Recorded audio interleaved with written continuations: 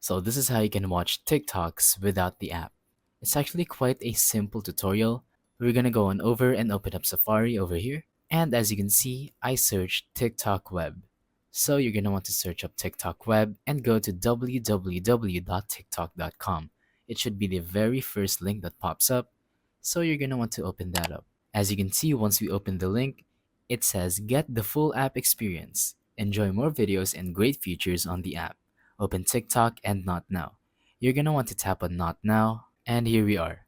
As you can see, it's just like the TikTok app where you can scroll freely and watch as many videos as you want to. Once again, all you're gonna have to do is search up TikTok web on Safari and you're good to go. Simply tap on the first link and you can watch as many videos as you want without the need of an account or even without the need of the app. And yeah, that's about it for this video. I hope this helped. So, thank you for watching. Don't forget to leave a like, subscribe, and let us know in the comments down below if the tutorial worked or if you have any questions. Thank you and goodbye.